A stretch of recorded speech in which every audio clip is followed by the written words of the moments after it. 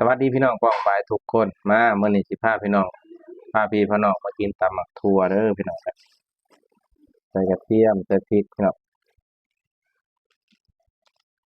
มื่อนี้ก็บ่มีหยังหลายพี่น้องกินตำหมักทั่วกับต้มไข่อืม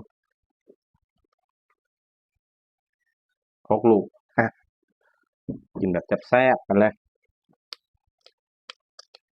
อ๋อใส่ที่เดียวกันพี่น้องมื่อนี้กินมั่งนะครับย้ำว่ากินมั่งกินมั่งใส่เกลือไปเลยพี่น้องใส่เกลือไปเลยอืม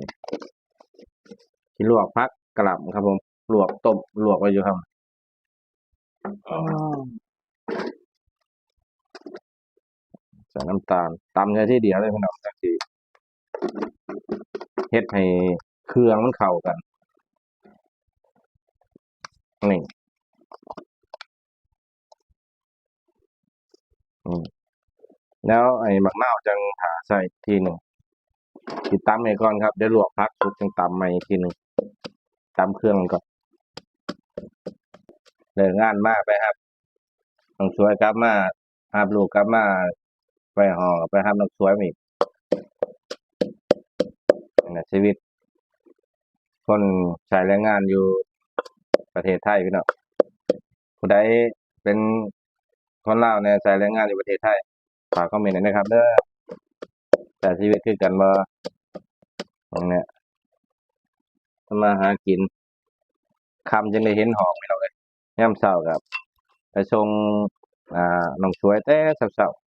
ๆคือเก่า ตื่นแต่เช้าคือเก่าพี่น้องแต่ว่ามื้ออื่นค่าอยู่ลูกบ่ได้ไปโรงเรียนครับผมลูกบ่ได้ไปเรียนเฮาสิหยุดไว้ส่ำนี้ก่อนเด้อพี่น้อง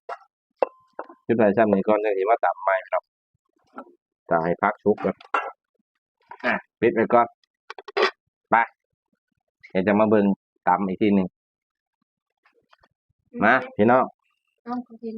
สบายดีพี่น้องปองปายไปนี่ตำเลยพี่น้องตำเลยนี่ตำเมื่อกี้นี่เตรียมพร้อมมานี่ตำเลยครับใส่เครื่องเรียบร้อยแล้วเหลือแต่มะนาวครับไปมะเขือเทศมามันสิเข้มหรือมันสิสมหรือมันสิหยังแหละลองมันกันพี่น้องหิวข้าวมาก็อาบน้ำมาแล้ว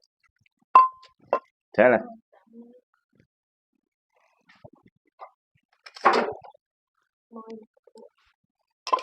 อ้าวยังตำไม่หมุนเหรอ